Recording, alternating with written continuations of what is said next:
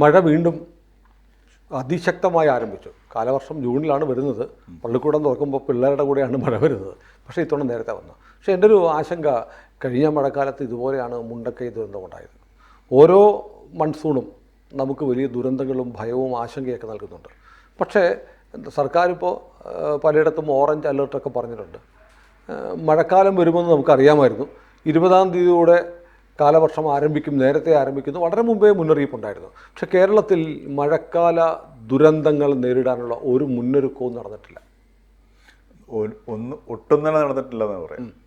ഉദാഹരണത്തിന് വളരെ നിസ്സാരമായിട്ട് ചെയ്യാവുന്ന ഒരു കാര്യം, ഇപ്പം നമ്മുടെ കൊച്ചി നഗരത്തിൽ തന്നെ ഇപ്പം കളക്ട്രേറ്റിൻ്റെ തൊട്ട് സമീപത്തുള്ള റോഡുകളിലേക്ക് നിൽക്കുന്ന എല്ലാം ഈ വലിയ ലൈറ്റ് വുഡ് ട്രീസാണ് നിൽക്കുന്നത്.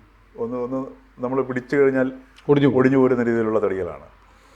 അപ്പോൾ അതിൻ്റെ റോഡിലേക്ക് കിടക്കുന്ന ശിഖരങ്ങൾ പോലും വെട്ടിയിട്ടില്ല. അല്ല, ഇതും ഒരു വീഡിയോ ഉണ്ടോ? പിണറായിലാണ് ഒരു ലോറി പോകുന്നു, അതിൻ്റെ തൊട്ട് പിന്നിൽ 2 ബൈക്കേഴ്സ് വരുന്നു, 2 ബൈക്കുകൾ വരുന്നു, ഒരു മരം മറിഞ്ഞു വിടുന്നു, ഒരു ബൈക്കുകാരൻ, ഒരു തെങ്ങാണ് അതിൻ്റെ അടിയിൽ പോയി. അപ്പോൾ ഇത് ഞാൻ പറഞ്ഞ ഒരു ഗവൺമെൻറ്റിൻ്റെ പ്രാഥമികമായ ഉത്തരവാദിത്വം എന്ന് പറഞ്ഞു കഴിഞ്ഞാൽ ഈ വികസനവും മറ്റു കാര്യങ്ങളൊക്കെ രണ്ടാമതാണ് വരുന്നത്. കാര്യം വികസനവും മറ്റു കാര്യങ്ങളൊക്കെ ഒരു പരിധിവരെ അടിസ്ഥാന സൗകര്യങ്ങളുണ്ടെങ്കിൽ ജനങ്ങൾ തന്നെ കൊണ്ടുവരുന്ന സാധനമാണ്. അടിസ്ഥാനമായിട്ടൊരു ഗവൺമെൻറ്റിൻ്റെ ഉത്തരവാദിത്വം എന്ന് പറഞ്ഞാൽ ഗവേൺ ചെയ്യുക എന്നുള്ളതാണ്. നമ്മുടെ സർക്കാരുകൾക്കുള്ള പ്രശ്നം, അല്ലെങ്കിൽ നമ്മുടെ സർക്കാരിനുള്ള പ്രശ്നം എന്ന് വെച്ചാൽ അതിനും തീരെ പ്രാധാന്യം കൊടുക്കുന്നില്ല എന്നുള്ളതാണ്. കാര്യം ഈ ഗവേൺ ചെയ്യുക എന്ന് പറഞ്ഞാൽ എല്ലാം സുഗമമായി നടക്കും. എല്ലാം സുഗമമായി നടന്നു കഴിഞ്ഞാൽ ജനങ്ങൾ വളരെ അവരുടെ സകല ശേഷിയും പുറത്തേക്ക് വരും, വികസനം സ്വാഭാവികമായിട്ട് വരും. അവിടെയാണ് ഈ ഗവേണൻസിൻ്റെ ഏറ്റവും വലിയ സിഗ്നിഫിക്കൻസ് നടക്കുന്നത്. ഉദാഹരണത്തിന് ഇപ്പോൾ ഈ ഒരു നല്ല ഡിസ്ട്രിക്ട് പോലീസ് സൂപ്രണ്ട് വരികയാണെന്നിരിക്കട്ടെ, അല്ലെ സിറ്റി പോലീസ് കമ്മീഷണർ വരുന്നു, നമ്മുടെ അത് മാധ്യമങ്ങളുടെ പ്രശ്നങ്ങളുണ്ട് അതിനകത്ത്. ഈ സിറ്റി പോലീസ് കമ്മീഷണറോ അതല്ലെങ്കിൽ ഒരു കളക്ടറോ ചാർജ് എടുത്തു കഴിഞ്ഞാൽ ഈ എന്തെങ്കിലും ഒരു ചെപ്പടി വിദ്യ കാണിച്ചിട്ട് മാധ്യമശ്രദ്ധ പിടിച്ചു പറ്റാനാണ് പല കളക്ടർമാരും, അതേപോലെ തന്നെ ഏതെങ്കിലും ചില പ്രത്യേക കേസുകൾ പിടിച്ചിട്ട് ജനശ്രദ്ധ പിടിച്ചു പറ്റാനുള്ള പോലീസ് ഉദ്യോഗസ്ഥരൊക്കെ കാണിക്കുന്നത്. അതൊക്കെ ഈ ഒരു യഥാർത്ഥത്തിൽ അവരുടെ ആ ഒരു കഴിവില്ലായ്മ കൊണ്ട് സംഭവിക്കുന്നതാണ്. ഒരു നല്ല പോലീസ് ഉദ്യോഗസ്ഥനാണ്, സിറ്റി പോലീസ് കമ്മീഷണറാണെന്നുണ്ടെങ്കിൽ യാതൊരു ബഹളവുമില്ലാതെ കുറ്റകൃത്യങ്ങളുടെ എണ്ണം കുറഞ്ഞ് ആൾക്കാർക്ക് സുഗമമായിട്ട് നടക്കാൻ പറ്റുന്ന അന്തരീക്ഷമായിരിക്കും. പക്ഷേ പക്ഷേ ഇദ്ദേഹത്തിൻ്റെ പേര് പോലും ചിലപ്പോൾ ആരും അറിഞ്ഞില്ല എന്നിരിക്കും. അപ്പോൾ ഈ രീതിയിലുള്ള ഗവേണൻസ് എന്നുള്ളതാണ് ഏറ്റവും നമ്മുടെ ജനങ്ങൾക്കും ആ ഒരു ധാരണയില്ല. ഇപ്പോൾ ഗവേണൻസ് എന്ന് വെച്ചാൽ എന്താണെന്നുള്ളത് ധാരണയില്ല. ഇപ്പോൾ നമ്മളിവിടെ 5G ഇൻഡസ്ട്രിയെക്കുറിച്ച് സംസാരിക്കുന്നു, മറ്റ് പലതിനെക്കുറിച്ച് സംസാരിക്കുന്നുണ്ട്.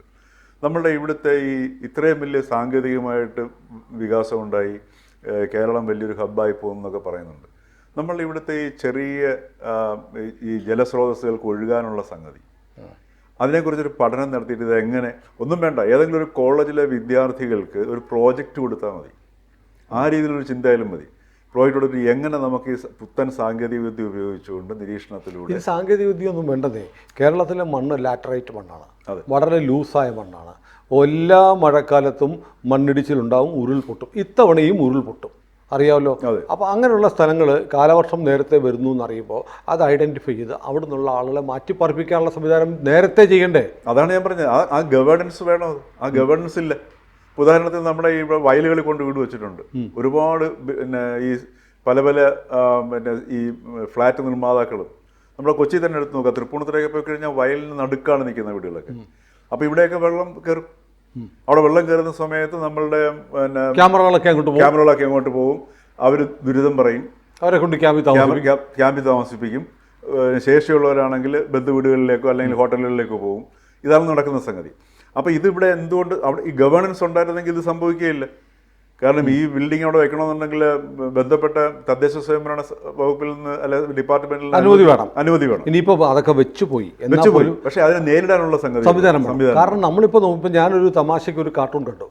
അതായത് കോളടിച്ചു, മഴ വരുന്നുണ്ട്, പ്രളയ ഫണ്ട് പിരിക്കാം എന്ന് പറഞ്ഞ് സർക്കാരിൻ്റെ നായകനെ മിമിക് ചെയ്യുന്ന ഒരു കാർട്ടൂൺ. തീർച്ചയായിട്ടും. ഉദാഹരണത്തിന് ഇപ്പം പിണറായി പറയുന്നതായിട്ടാണ് ഒരു ട്രോൾ വന്നിരിക്കുന്നത്. നമ്മുടെ മുണ്ടക്കൈയുടെ സംഭവം ഉണ്ടായിരിക്കുന്നു. അപ്പോൾ അതിനകത്ത് എന്ത് പാഠങ്ങൾ നമ്മൾ പഠിച്ചിരിക്കും? ഒന്നും പഠിച്ചില്ല. അപ്പോൾ അതേപോലെ ഇപ്പം സുല്ലു പറഞ്ഞതുപോലെ സമാനമായ പ്രദേശത്തുള്ളവർ നാളെ മഴ പെയ്താൽ പിടിച്ച് വീഴുണ്ടായിരിക്കില്ല. പക്ഷേ എങ്കിലും അവിടെ നിന്ന് നമ്മൾ പിന്നെ വെറുതെ അനൗൺസ്മെൻറ്റ് കൊടുക്കുകയല്ല വേണ്ടത്, അതിനൊരു സംവിധാനം ഉണ്ടാക്കിയിട്ട്.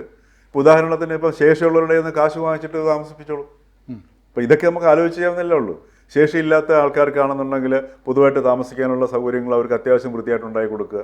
ഇങ്ങനെയുള്ള അത് മാത്രമല്ല ഈ കാലവർഷം തുടങ്ങുമ്പോൾ ഇക്കുറി ഉരുൾപൊട്ടാൻ സാധ്യതയുള്ള സ്ഥലങ്ങൾ 10-25 സ്പോട്ടുകൾ ഐഡന്റിഫൈ ചെയ്യുക. ഈ സ്ഥലത്തുള്ളവർക്ക് പ്രത്യേക ജാഗ്രത വേണമെന്ന് പറയുക, ഇത് മീഡിയയിലൂടെ അറിയിക്കുക, ഇതൊക്കെ ചെയ്യണ്ടേ? വളരെ ഈസിയായിട്ട് ചെയ്യാവുന്നതാണ്. ഈസിയായിട്ട് ചെയ്യാവുന്ന മാത്രമല്ല നഗരത്തിൽ പോലും നമ്മുടെ ഇവിടുത്തെ ഓടകളെങ്കിലും ഒന്ന് വൃത്തിയാക്കാനുള്ള ഒരു പിന്നെ ഗവേണൻസ് വേണ്ട. നമ്മുടെ ഈ കൊച്ചി നഗരത്തിൽ അല്ലേ, നമ്മളിപ്പോൾ ഇവിടെ നിൽക്കുന്ന നഗരത്തിലെ ഈ കൊച്ചി നഗരത്തിൽ ഇത് ആർക്കും അറിയാവുന്ന, ഇതിന് പഠനം ഒന്നിൻ്റെ ആവശ്യമില്ല. എന്നിട്ട് ഇവർ പറയും മഴയാണ്, ഇപ്പം എന്ത് ചെയ്യാൻ പറ്റും, മഴ വന്നു ഉരുളുപൊട്ടി, സർക്കാരിന് എന്ത് ചെയ്യാൻ പറ്റും, അവരെ സംരക്ഷിക്കാൻ വേണ്ടത് ചെയ്യും. ഉണ്ടക്കൈക്കാർക്ക് ഇതുവരെ എന്തെല്ലാം പരിഹാരം ഉണ്ടാക്കി കൊടുത്തു എന്ന് ചോദിച്ചാൽ ഉത്തരം ഒരു ബിഗ് സീറോയാണ് ഇപ്പോഴും. തീർച്ചയായിട്ടും വേണമെന്ന് ഇതൊക്കെ വിചാരിച്ചാൽ നടക്കുന്ന കാര്യങ്ങൾ മാത്രമേ ഉള്ളൂ. ഇത് ഈ പറഞ്ഞ ഒരു സർക്കാർ എന്ന് പറഞ്ഞു കഴിഞ്ഞാൽ സർക്കാരിന് ഒരു അതിന് അസാധ്യമായ പവറാണ്. പവർ എന്ന് വെച്ച് കഴിഞ്ഞാൽ നമുക്ക് കുങ്ക് കാണിക്കാനുള്ള അല്ല പവർ, കാര്യങ്ങൾ നടത്താനുള്ള ഒരു സംഗതി നടത്താനുള്ള മാർഗമാണ് ഈ പവർ എന്ന് പറയുന്ന സാധനം. ഞാൻ ഈ ഒഡീഷയിലെ കാര്യം ഓർക്കുന്നത്, പഴയ ആ കൊടുങ്കാറ്റ്, വലിയ കൊടുങ്കാറ്റ് വരുന്നു എന്ന് പറഞ്ഞപ്പോൾ നവീൻ പട്നായിക് BJP-കാരനല്ലാത്ത മുഖ്യമന്ത്രിയുടെ കാലത്ത് വളരെ ഫലപ്രദമായ നടപടിയെടുത്ത് ഒരു മരണം പോലും ഉണ്ടായില്ല. ഇപ്പം ഞാൻ പറയുന്നത് നമ്മുടെ ബന്ധപ്പെട്ട ഉദ്യോഗസ്ഥർക്ക് ഒന്നുമില്ലെങ്കിൽ കളക്ടർമാരുടെ തന്നെ ഒരു മീറ്റിംഗ് വിളിച്ച് കൂട്ടിയിട്ട് അവരെ ഒരു ശക്തമായിട്ടൊരു മെസ്സേജ് കൊടുക്കും എന്നുള്ള മീറ്റിംഗ് ഒക്കെ വിളിച്ചു. ഇതിൻ്റെ ഒരു മീറ്റിങ്ങിനെ കുറിച്ചുള്ള വാർത്തകൾ പോലും ജനങ്ങളിൽ ഭയങ്കര പ്രിപ്പറേഷൻ. അതെ 20-ാം തീയതിയോടെ കേരളത്തിൽ കാലവർഷം വരും എന്നുള്ളത് ഒരു 10-ാം തീയതിക്ക് ശേഷം അറിഞ്ഞാണ്. അതുപോലെ ഈ പിന്നെ ജില്ലാ പഞ്ചായത്തുകൾ, ജനപ്രതിനിധികൾ, ഇവരുടെയൊക്കെ ഈ വരുന്ന ഇപ്പോൾ അതിദാരിദ്ര്യ പിന്നെ ഇല്ലാത്തൊരു സംസ്ഥാനമാക്കും എന്ന് പറഞ്ഞ പോലെ വരുന്ന ഈ ഒരു മഴക്കാലത്ത് ഒരു ആൾ പോലും മരിക്കാത്ത അവസ്ഥയിലേക്ക് കേരളത്തെ മാറ്റണം എന്നൊരു സന്ദേശം കൊടുത്തുകൊണ്ട് ജനങ്ങളുടെ ഇടയിലും അതെ ഇത്തവണ പ്രകൃതി ദുരന്തത്തിൽ ഒരാൾ പോലും മരിക്കരുത് എന്ന് മുഖ്യമന്ത്രി ഒന്ന് പറഞ്ഞാൽ എന്തൊരു ആത്മവിശ്വാസമായിരിക്കും. പിന്നെ മാത്രമല്ല അതനുസരിച്ചുള്ള ഗവൺമെന്റുകൾ മിഷണറി നീങ്ങത്തില്ലേ. അതെ, ഈ ചുമ്മാ വെറുതെ ഈ റോഡിൽ കൂടെ റീലിടേണ്ട ആവശ്യമില്ല. ഈ ഒറ്റ പ്രസ്ഥാനം നടത്തിയിരുന്നെങ്കിൽ യഥാർത്ഥത്തിൽ സിസ്റ്റമാകെ ഉണരും.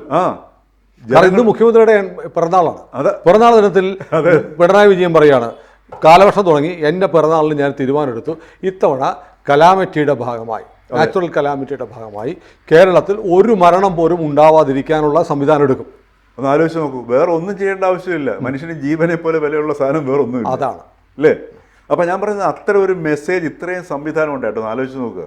ഇത്രയും മീഡിയ, അതായത് സന്നദ്ധ പ്രവർത്തകർ, DYFI ഉണ്ട്, മുസ്ലിം ലീഗ് ഉണ്ട്, സേവാഭാരതി ഉണ്ട്, ആരും ഇറങ്ങുമല്ലോ. ഒന്നും വേണ്ട, നമ്മുടെ കോളേജിലെ പിള്ളേരൊക്കെ ഇതിനു വേണ്ടി കാത്തു നിൽക്കുകയാണ്. ഈ കാര്യം അവരുടെ ഈ കൂട്ടായ്മയൊക്കെ യൗവനമാണല്ലോ, കൗമാരവും യൗവനവും ഒക്കെയാണ്. അപ്പോൾ അവർ ഈ ആൺകുട്ടികളും പെൺകുട്ടികളൊക്കെ ഒന്നിച്ചുള്ള ആ പ്രായത്തിലുള്ള എൻഗേജ്മെൻറ്റ്, അങ്ങനെയുള്ള എൻഗേജ്മെൻറ്റ് പ്രോത്സാഹിപ്പിക്കാൻ വേണം, എങ്കിലേ ആ ഹെൽത്തി റിലേഷൻഷിപ്പ് ഉണ്ടാവുകയുള്ളൂ. അപ്പോൾ ഈ എന്തിനും തയ്യാറായിട്ടുള്ള ജനത ഇവിടെ ഉണ്ട്. ഒരാഘോഷപൂർവ്വമാണ്. രാഷ്ട്രീയ ഇച്ഛാശക്തിയാണ് ഇല്ലാത്തത് അവിടെ. അതാ ഇങ്ങനൊരു മെസ്സേജ് പോലും നമ്മളൊന്ന് ആലോചിച്ച് നോക്കാം. നമ്മുടെ ശ്രദ്ധയിൽ ഇതുവരെ പെട്ടോ ഈ മറ്റേ മഴക്കെടുതികളെ നേരിടുന്നതിന് മുന്നോടിയായിട്ടുള്ള മുന്നൊരുക്കങ്ങൾ എന്ത് വേണം എന്നുള്ള ഒരു ഒന്നും ഉണ്ടായില്ല. അതുകൊണ്ടാണ് നമ്മളിപ്പോൾ സംസാരിക്കുന്നത്. തീർച്ചയായും. കാരണം ഞാൻ 10-ാം തീയതി കണ്ടതാണ് അറിയിപ്പ്, കാലാവസ്ഥാ നിരീക്ഷണ കേന്ദ്രത്തിലെ കണ്ടു. കാരണം 20-ാം തീയതിയോടെ മഴ ആരംഭിക്കും. കാരണം എനിക്ക് 18-ാം തീയതി എന്നെ സംബന്ധിച്ച് പ്രധാനപ്പെട്ട ഒരു ഈവൻ്റ് ഉണ്ടായിരുന്നു. അപ്പോൾ ഞാനോട് ചതിച്ചോ, ചിലപ്പോൾ ഇനി 20 എന്ന് പറഞ്ഞ് 18 മഴ പെയ്തു പോയാൽ എന്ത് ചെയ്യുമെന്ന് 10-ാം തീയതി ആലോചിച്ചാണ് ഞാൻ. പക്ഷേ സംസ്ഥാന സർക്കാർ ഒരു കളക്ടർമാരുടെ മീറ്റിങ്ങോ ഒന്നും വിളിച്ചു ചേർത്തിട്ടില്ല. ഒരു മുന്നൊരുക്കവും നമ്മൾ ഈ സംസാരിക്കുന്ന ഈ നിമിഷം വരെ ഉണ്ടായാൽ നമ്മൾ കേട്ടില്ല. അതാ ഞാൻ പറയും, ഒന്നുമില്ലെങ്കിൽ ഒരു മന്ത്രി വന്നിട്ട് പറയുകയാണ്, നിങ്ങളുടെ വീടുകൾ ഇപ്പം മഴ വരാൻ പോവുകയാണ്, നിങ്ങളിപ്പം പലയിടത്തും ടെറസുള്ള വീടുകളാണ്, ടെറസുകൾ വൃത്തിയാക്കുക, പരിസരങ്ങൾ ഇന്ന രീതി വൃത്തിയാക്കുക, വെള്ളത്തിന് ഇങ്ങനെ അത് അങ്ങനെയുള്ളൊരു, ഞാൻ പറഞ്ഞത് അത് തീർച്ചയായിട്ടും ഓരോ വീട്ടുകാരും ചെയ്യേണ്ട കാര്യമാണ്. അതോടൊപ്പം തന്നെ അത് സമൂഹത്തിലേക്ക് കൊണ്ടുവന്നൊരു മെസ്സേജും ഒരു തയ്യാറെടുപ്പുമുണ്ട്. അല്ല, വളരെ സിമ്പിളായിട്ട് ചോദിക്കട്ടെ, ഉറപ്പ് പറയാൻ പറ്റുമോ ഉരുള് പൊട്ടില്ല, പ്രളയം ഉണ്ടാവില്ല എന്ന് പറയാൻ പറ്റുമോ? പറ്റില്ല. ഉണ്ടാവാതിരിക്കട്ടെ, പക്ഷെ ഉണ്ടാവാനുള്ള സാധ്യതകൾ വളരെ കൂടുതലാണ്. അതിൻ്റെ സിംറ്റം നമ്മൾ കണ്ടു കഴിഞ്ഞു. ഇപ്പൊ കൂരിയാട് ഉണ്ടായിരിക്കുന്ന ആ റോഡ് ഒരൊറ്റ മഴയെ പെയ്തുള്ളൂ അല്ലേ. അത് മഴയെന്ന് പറയാൻ പറ്റത്തില്ല. അത് വേനൽക്കാലത്തുണ്ടായ ചെറിയൊരു മഴ, വേനൽ മഴയാണ്. ആ മഴയത്ത് ആ ഇത്രയും ലോഡ് ആ മണ്ണിനെ ഒരുവിധം മഴയുടെ ശക്തിയൊക്കെ ഇത്തരം ലോഡുകൾ തടഞ്ഞു നിർത്തും. ഇത് തന്നെയാണ് ഉരുൾപൊട്ടലിന് സംഭവിക്കുന്നത്. ഈ ലൂസ് ലാൻഡ് ഈ പറഞ്ഞ നല്ല ശക്തിയിൽ വെള്ളം വന്നാൽ ഇടിച്ച് പൊട്ടിച്ചുകൊണ്ട് പോകുന്ന സാധനം. അപ്പോൾ ഈ പറഞ്ഞതുപോലെ ഇത്തരത്തിലുള്ള അവിടെയാണ് ഞാൻ പറയുന്നത് ഈ ഗവേണൻസ് എന്ന് പറഞ്ഞൊരു സംഗതി. ഗവേണൻസ് എന്ന് പറഞ്ഞാൽ മനുഷ്യനുള്ള സ്നേഹമാണ്, ജനസ്നേഹം തന്നെയാണ്. എൻ്റെ സംസ്ഥാനത്തെ ജനങ്ങൾക്ക് ഈ കാലവർഷക്കെടുതിയിൽ ഒരു ജീവൻ പോലും നഷ്ടമാകരുത് എന്നൊരു ചിന്ത ഈ പിറന്നാൾ ആഘോഷിക്കുന്ന പിണറായിക്ക് തോന്നിയില്ല. പിറന്നാൾ കഴിഞ്ഞിട്ട് തോന്നിയാലും മതി. ഇനിയെങ്കിലും തോന്നിയാൽ മതി. ഞാൻ പറഞ്ഞത് ഇതുവരെ ചെയ്യാത്തതിന്റെ പേരിൽ നമ്മൾ കുറ്റം പറഞ്ഞിട്ടൊന്നും ഒരു കാര്യമില്ല. പിണറായി വിജയന് അങ്ങനെ തോന്നട്ടെ. ഈ ഒരു ധാരണ അപ്പം നമ്മൾ ഈ ചർച്ച നടത്താൻ തീരുമാനിച്ചത് പോലും യഥാർത്ഥത്തിൽ നമുക്ക് വ്യക്തിപരമായിട്ട് ഓരോ വ്യക്തികൾക്ക് എന്തുമാത്രം ഇതിനെ ഇത്തരം അപകടങ്ങളിൽ നിന്ന് ചെറിയ തോതിലാണെങ്കിൽ ഉണ്ടാകുന്നത് ഒഴിവാക്കാം എന്നുള്ളൊരു തോന്നലിന്റെ ഭാഗമായിട്ടാണ്. അപ്പം ഞാൻ പറഞ്ഞ ഇത്തരത്തിലുള്ള ഒരു സന്ദേശം, ആ സന്ദേശമെങ്കിലും കേരളത്തിലെ ജനങ്ങൾ കൊടുത്തിരുന്നെങ്കിൽ ഒരുപാട് ജീവനുകൾ. സമയം വൈകിട്ടില്ല, ഇനിയും ചെയ്യാം. ഞാൻ പറഞ്ഞില്ലേ, ഇപ്പോൾ ഈ പറഞ്ഞതുപോലെ ഇപ്പം നേരത്തെ ഈ ബൈക്കിലൊക്കെ പോകുന്ന ആൾക്കാർ മരങ്ങളുടെ അടുത്തുള്ള കീഴിലൂടെ പോകുന്ന സമയത്ത് വെട്ടിയിട്ടില്ലെങ്കിൽ ഒടിയുന്നുണ്ടോ എന്ന് നോക്കാനുള്ള ശ്രദ്ധയെങ്കിലും മതി. അതെ. ഞാൻ പറഞ്ഞ ആ ഒരു ജാഗ്രതയിലേക്ക് നമ്മുടെ സമൂഹത്തിനെ കൊണ്ടുപോകാനുള്ള ഉത്തരവാദിത്വം എങ്കിലും ഇവർക്ക് ഉണ്ട്. പക്ഷെ ഇനിയെങ്കിലും അത് ചെയ്യണം. അത് നമുക്ക് വേണമെങ്കിൽ ഈ നാട്ടിലെ മുഴുവൻ ജനങ്ങൾക്ക് വേണ്ടി പിണറായിയോട് കൈകൂപ്പി പറയാം, ഇനിയെങ്കിലും. അതെ. കൂടുതൽ വാർത്തകളും വിശേഷങ്ങളും നിങ്ങളിലേക്ക് എത്താൻ ABC മലയാളം സബ്സ്ക്രൈബ് ചെയ്യുക, ബെൽ ബട്ടണും അമർത്തുക.